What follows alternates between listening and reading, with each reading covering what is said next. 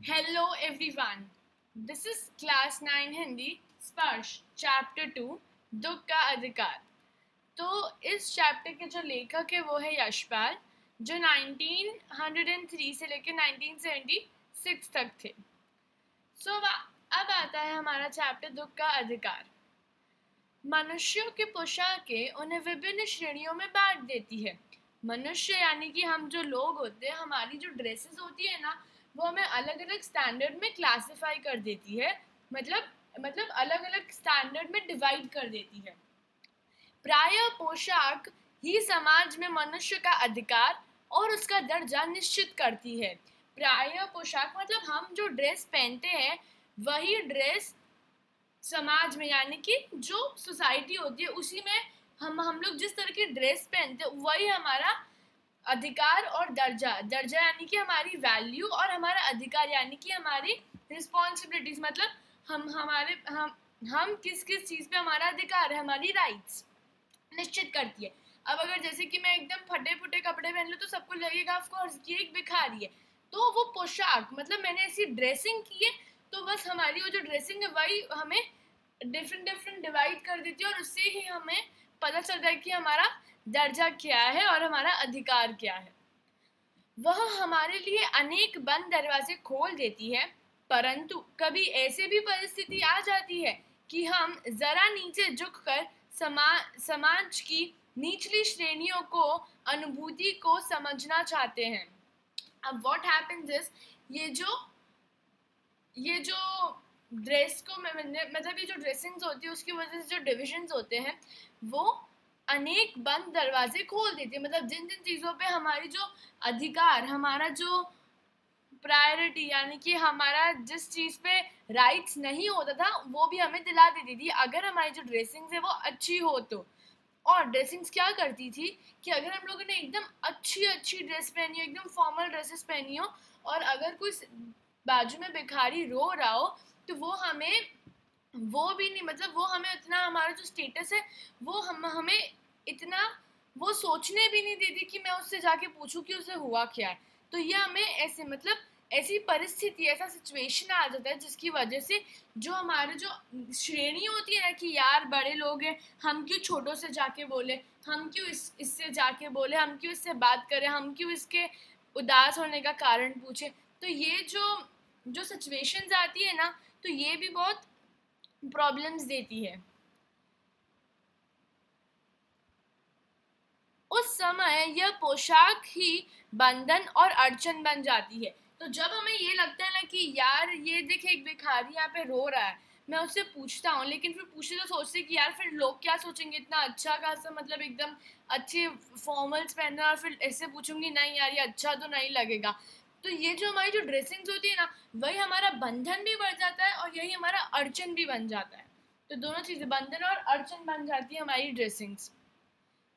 जैसे वायु की लहरें कटी हुई पतंग को सहसा भूमि पर नहीं गिर जाने देती, उसी तरह खास परिस्थितियों में हमारी पोशाक हमें झुक सकने से रोके रहती है।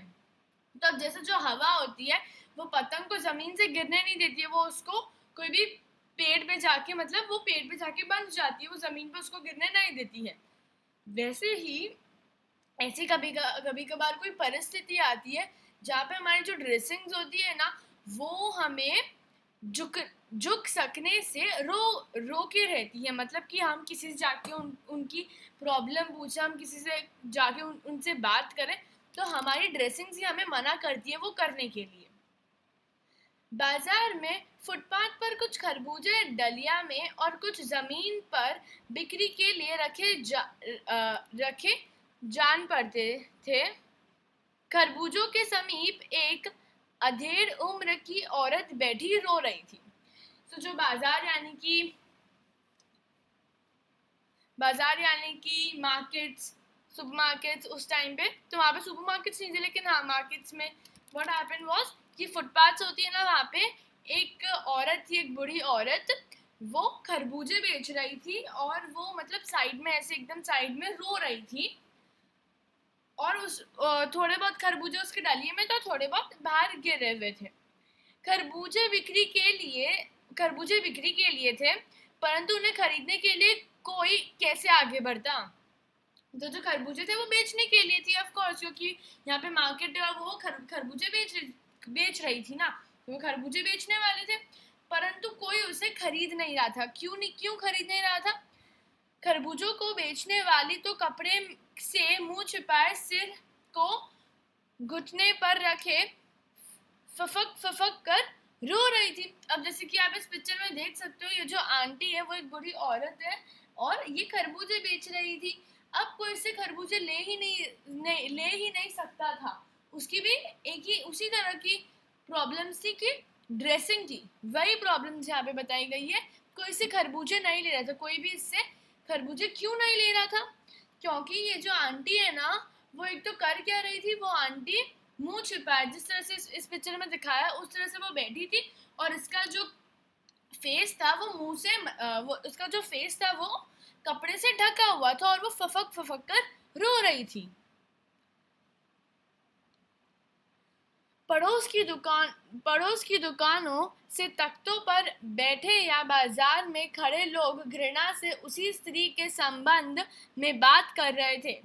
उस स्त्री का रोना देखकर मन में एक व्यथा सी उठी, पर उसके रोने का कारण जानने का उपाय क्या था? फुटपाथ पर उसके समीप बैठ सकने में मेरी पोशाक ही व्यवधान बन खड़ी हो गई। तो अब यहाँ पे हुआ क्या कि पड़ोस की जो बाकी की जो दुकान थी ना, वहाँ पे जो लोग थे ना, वो घृणा पूर्वक, घृणा मतलब एकदम उससे नफरत करने वाली जो फीलिंग्स होती है, उससे उस स्त्री के बारे में बात कर रहे थे। अब जो लेखक है वो ये कह रहे हैं कि उस स्त्री को ऐसे रोता हुआ देखकर उससे जाके पूछने का मन करता है कि आप रो क्यों रही है, हुआ क्या है, ऐसा मन करता है पूछने का। पर फिर उसको ये दिमाग में आता है कि पर मैं ये पूछूंगा कैसे, मेरी तो इतनी अच्छी पोशाक है, मेरी तो इतना अच्छा स्टैंडर्ड है, मेरे इतने अच्छे अधिकार और दर्जा है, तो मैं उससे कैसे जाके पूछूंगा। फुटपाथ पर उसके समीप बैठ सकने में मेरी पोशाक ही व्यवधान बन खड़ी हो गई थी। व्यवधान यानी कि प्रॉब्लम। तो जो मेरी जो पोशाक है, मेरी जो ड्रेसिंग है, वही एक प्रॉब्लम हो गई थी। एक आदमी ने घृणा से एक तरफ थूकते हुए कहा, क्या जमाना है, जवान लड़के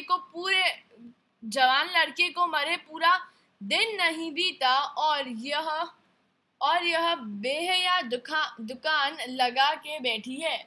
तो एक आदमी है, वो घृणा मतलब एकदम नफरत से वो एकदम नफरत से थूकता है और फिर कहता है कि देखो ना यार, क्या जमाना हो गया है, एक जवान लड़के को मरा हुआ एक दिन भी नहीं बीता है, और उतने में ये जो आंटी है, ये जो बूढ़ी औरत है, वो यहाँ पे दुकान लगा के बैठ गई। दूसरे साहब अपनी दाढ़ी खुजाते हुए कह रहे थे, अरे जैसी नीयत होती है अल्लाह भी वैसी ही बरकत कर देता है। मतलब कि अब जो दूसरा इंसान है वो आता है, दाढ़ी को जाते हुए आता है और कहता है कि वो लोग जिस चीज को डिजर्व करते हैं ना, अल्लाह यानी कि भगवान भी उनको वही चीज देता है। तो इनका कहने का मतलब ये था कि ये जो बूढ़ी औरत है वो इससे ज्यादा कुछ डिजर्व ही नहीं कर सकती थी कि यहाँ पे पूरी सोसाइटी में उनकी ऐसे इंसल्ट हो, उससे ज्यादा वो कुछ डिजर्व ही नहीं कर सकती थी, इसलिए जो भगवान है वो उनको वही दे रहा है। सामने के फुटपाथ पर खड़े एक आदमी ने दियासलाई की तिली से कान खुजाते हुए कहा, अरे इन लोगों का क्या है, ये कमीने लोग रोटी के टुकड़े पर जान देते हैं, इनके लिए बेटा बेटी, कसम लुगाई, धर्म ईमान सब रोटी का टुकड़ा है। अब एक आदमी आता है, वो क्या कहता है कि यार ये लोग जो छोटे किस्म यानी कि छोटे जो एकदम लो स्टैंडर्ड के जो लोग हैं ना, इनके लिए कुछ फर्क नहीं पड़ता है कि इनकी जो वैल्यूज, इनके जो रिलेशंस है, उनके लिए कुछ फर्क नहीं पड़ता है। फिर वो जो आदमी है वो ये कहते हैं कि इन लोग के लिए तो सब एक रोटी का टुकड़ा है। रोटी का टुकड़ा यानी कि कुछ खाने को मिल जाए ना, उनके लिए वही बहुत कुछ होता है, उनको बस खाना चाहिए था, वो लोग खाने के लिए इसलिए होते हैं। उन लोग के लिए बेटा बेटी, वो जो रिलेशंस होते हैं, धर्म ईमान, इन सब का कोई वैल्यू नहीं होता है। वो लोग इन सबको रोटी का टुकड़ा यानी कि कुछ खाने के लिए उनको मिल जाए, उसी को मानते हैं। परचून की दुकान पर बैठे लाला जी ने कहा, अरे भाई, उनके लिए मरे जिए का कोई मतलब ना हो, पर दूसरे के धर्म ईमान का तो ख्याल करना चाहिए। जवान बेटे के मरने पर 13 दिन का सूतक होता है, और वह यहाँ सड़क पर बाजार में आकर खरबूजे बेचने बैठ गई है। 1000 आदमी आते जाते हैं, कोई क्या जानता है कि इसके घर घर में सूतक है। कोई इसके खरबूजे खा ले तो उसका ईमान धर्म कैसे रहेगा? क्या अंधेर है। तो अब जो दूसरा आदमी है वो कहता है कि ये जो छोटे लोग होते हैं ना, ये जो एकदम जिनका एकदम लो स्टैंडर्ड होता है, उन लोग को इससे कुछ फर्क ही नहीं पड़ता है। उन लोगों को कुछ फर्क नहीं पड़ता कि कोई मरे या कोई जिए, किसी का धर्म भ्रष्ट हो या किसी का धर्म रहे, उनसे इसको कोई फर्क नहीं पड़ता है। वो कहते हैं कि यार, अभी तो इनका जो बेटा है वो मरा है, और फिर भी ये अभी यहीं पे बैठी हुई है और यहाँ पे खरबूजे बेच रहे हैं, जबकि कम से कम 13 दिन तो उन्हें अपने घर में रहना चाहिए था। This is not fair. ऐसा ऐसा इनको नहीं करना चाहिए। इनमें तो कोई भी मतलब इनमें तो कोई भावनाएं नहीं है दूसरों की प्रति। वो ऐसा कहना चाह रहे थे। फिर वो कहते हैं कि सूतक का मतलब होता है कि कभी भी कोई आदमी जन्म लेता है या फिर कोई आदमी मरता है तो 13 दिन तक उसके फैमिली को सूतक कहते हैं कि यार ये सूतक लोग हैं। तो कोई क्या जानता है कि इसके घर में सूतक है, इसके घर में सूतक यानी कि इसके घर में कोई मरा है, किसी को कैसे पता? अब अगर 13 दिन होने के पहले ही अगर कोई इसके यहाँ से खरबूजे ले ले तो किसी का तो धर्म भ्रष्ट हो जाएगा ना। इन लोगों को तो धर्म से कोई मतलब ही नहीं पड़ता है। ये कैसा अंधेर फैल चुका है इस दुनिया में, वो ये कहना चाह रहे थे। पास पड़ोस की दुकानों से पूछने पर पता लगा उसका 23 बरस का जवान लड़का था। घर में उसकी बहू और पोता पोती है। लड़का शहर के पास 1.5 बीघा भर जमीन में कचियारी करके परिवार का निर्वाह करता था। तो जो लेखक है उन्होंने आजू बाजू की दुकान पे पूछा तो उनको ये पता लगा कि ये जो आंटी है जो बहुत बूढ़ी और यहाँ पे जो रो रही है, सो उनका एक बेटा था जो 23 इयर्स का था। उस बेटे की एक वाइफ भी थी और उस बेटे के 2 बच्चे भी थे। वो जो बेटा था उसका वो जो लड़का था वो शहर के पास एक 1.5 बीघा भर जमीन, मतलब एक जमीन थी, उसमें कचियारी यानी कि समहाउ ऐसा कुछ फार्मिंग करता था, फार्मिंग या एग्रीकल्चर का काम करता था, करके परिवार का निर्वाह यानी कि पेट भरता था। खरबूजों की डलिया बाजार में पहुंचा कर कभी लड़का स्वयं सौदे के पास बैठ जाता, कभी माँ बैठ जाती। तो ये जो खरबूजे है ना, तो वो खरबूजे की खेती करता था। तो ये जो खरबूजों की जो डलिया है ना वो बाजार में पहुंचा देता था, और फिर कभी तो लड़का सौदा कर लेती थी और या फिर कभी उसकी माँ सौदा कर लेती थी कि आप ये लो और हमें पैसे दे दो और आप ये खरबूजे की डलिया ले लो। ये ऐसे कभी सौदा कर लेते थे। फिर ऐसे करके वो लोग सौदा कर देते थे, वो लोग ऐसे मतलब उनके पास ऐसे पैसे आते थे। लड़का परसों सुबह मुंह अंधेरे बैलों में से पके खरबूजे चुन रहा था। गीली मेड़ की तरावट में विश्राम करते हुए एक सांप पर लड़के का पैर पड़ गया। सांप ने लड़के को डस लिया। ये जो लड़का था वो परसों सुबह मुंह अंधेरे बैलों में से, तो इसका मतलब होता है कि एक परसों सुबह मुंह अंधेरे बैलों में से यानी कि एकदम जो सुबह मतलब सुबह होने से 2-3 घंटा पहले, तो तब बहुत अंधेरा हुआ रहता है, एकदम ये अंधेरा।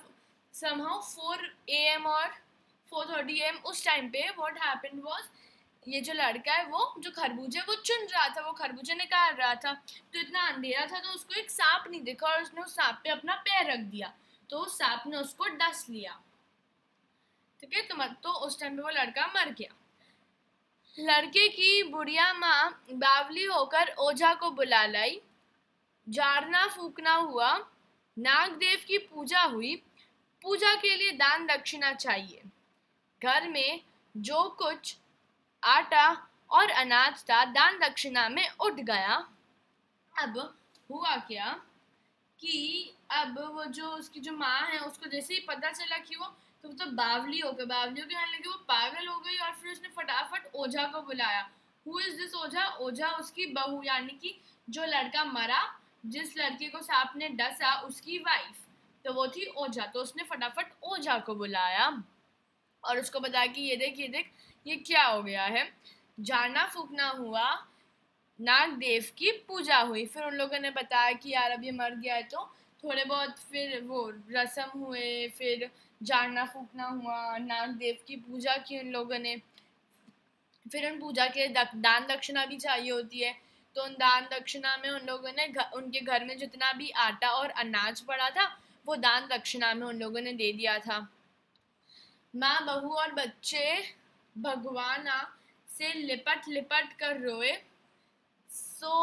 अब ये एक बहुत कॉमन क्वेश्चन है जो most of the MCQ exams में आता है कि ये जो लड़का है जिसकी मृत्यु हुई उसका नाम क्या था।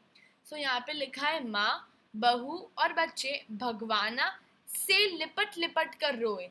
मतलब जो भगवाना उसके बच्चे का नाम था, तो उससे लिपट लिपट कर यानी कि उसके पास, उसके ऊपर लिपट लिपट कर, चिपक चिपक कर, मतलब उसके ऊपर रह के वो लोग रो रहे थे। कौन रो रहा था? माँ, फिर वो बहू मतलब उसकी वाइफ, और उसके दोनों बच्चे। पर भगवाना जो एक दफे चुप हुआ तो फिर न बोला। मतलब जो भगवाना था वो एक बार चुप हो गया, क्योंकि उसको तो सांप ने डस लिया, मतलब उसका जो माउथ है वो चुप हो गया ना, मतलब वो मर गया ना। तो वो एक बार अगर उसने अपना मुंह बंद कर लिया, वो वापस नहीं बोल सकता क्योंकि वो तो मर गया। सर्प के विष से उसका सब बदन काला पड़ गया। उसका जो सर्प मतलब सांप ने उसको डसा था, तो उसके बॉडी के अंदर वो पूरा विष, वो जहर आ गया था, जिसकी वजह से उसका पूरा बॉडी काला हो गया था। जिंदा आदमी नंगा भी रह सकता है, परंतु मुर्दे को नंगा कैसे विदा किया जाए?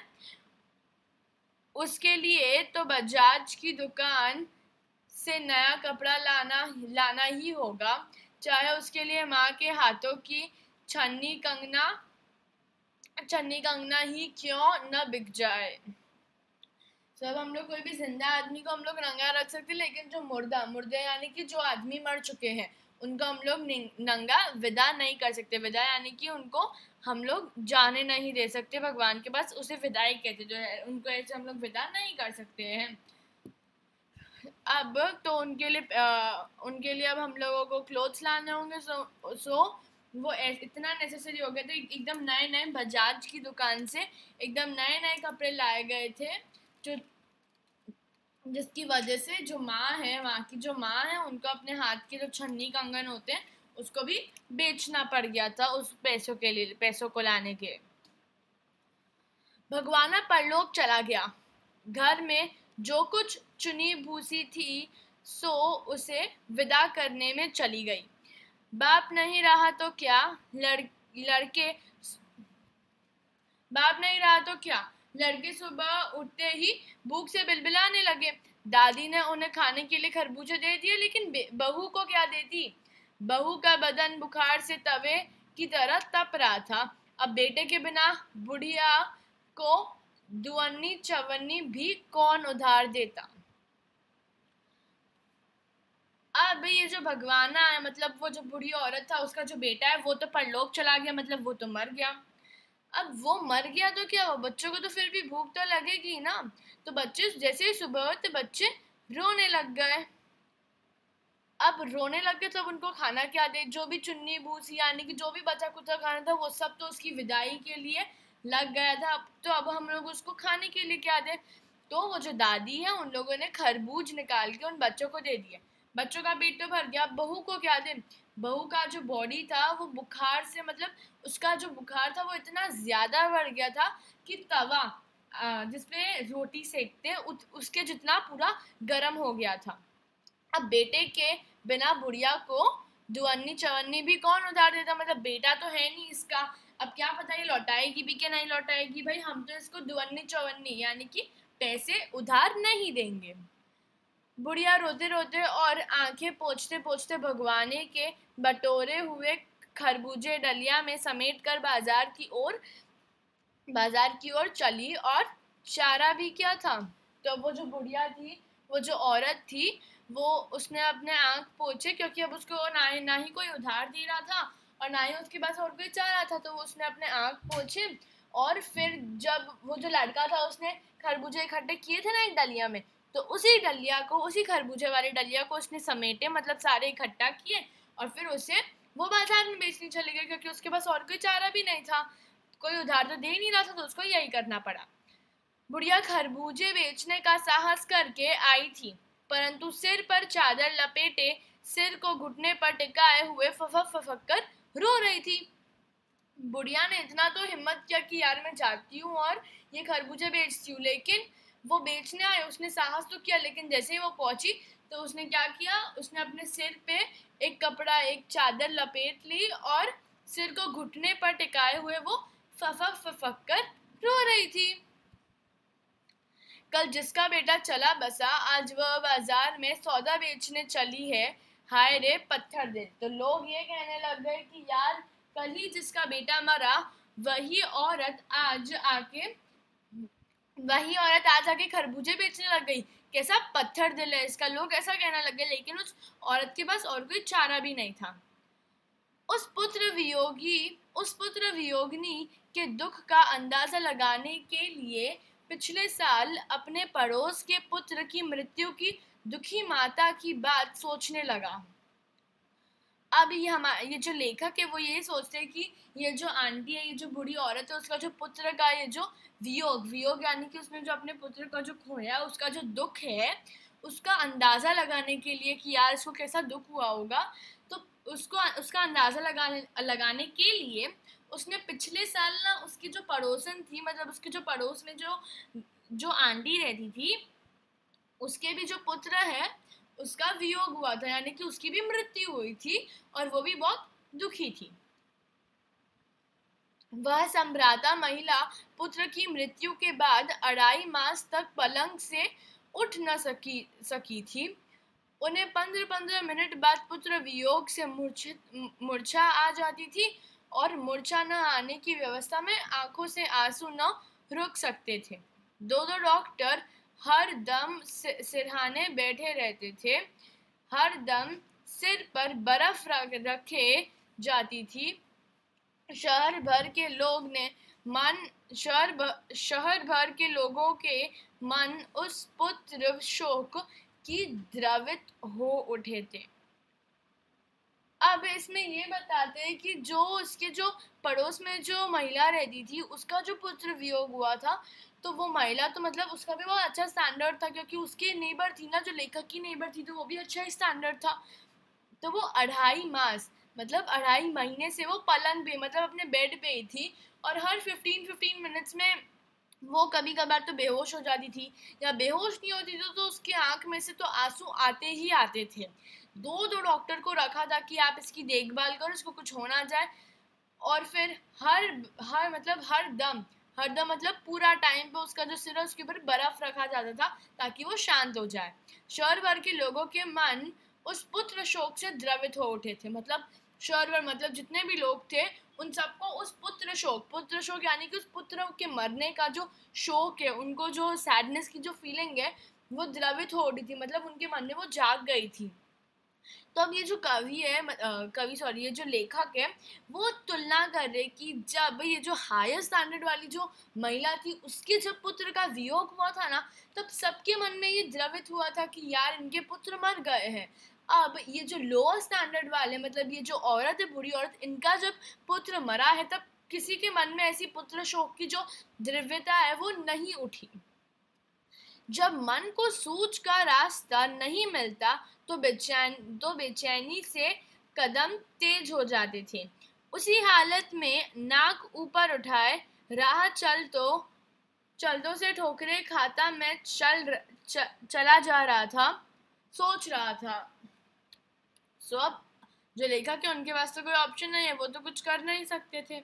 तो जो लेखक है वो ये सोच रहे थे कि शोक करने, गम मनाने के लिए भी सहूलियत चाहिए और दुखी होने का भी एक अधिकार होता है।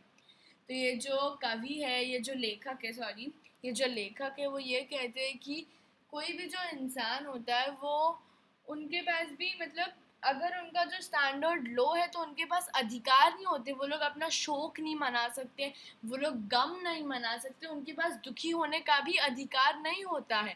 क्योंकि अब आप लोगों ने देखा कि वो जो महिला थी वो अगर दुखी हो रही थी तो लोग कैसे बोल रहे थे, तो इसका मतलब उन महिला के पास दुखी होने का भी कोई अधिकार नहीं है। वेरेज जो वो जो अपर स्टैंडर्ड की वो जो आंटी थी, वो जो महिला थी, उनके पास दुखी होने का अधिकार है और सब लोग उसके दुख से द्रवित हो गए थे। तो वो यही कह रहे कि दुख होने का अधिकार तो बहुत ही कम लोगों को मिलता है और उन लोगों को तो मिलता ही नहीं है जो लोग लोअर स्टैंडर्ड से बिलोंग करते हैं। सो ये जो स्टोरी थी, ये जो दुख का जो अधिकार था, दुख का अधिकार, ये जो चैप्टर था वो यशपाल ने लिखा है। वो 1903 से 1976 तक थे। लेखक का नाम हमेशा याद रखना वो किस चैप्टर के कौन से लेखक थे। Hope you guys like this video, do share, do comment and do subscribe to our channel ask and study. Thank you.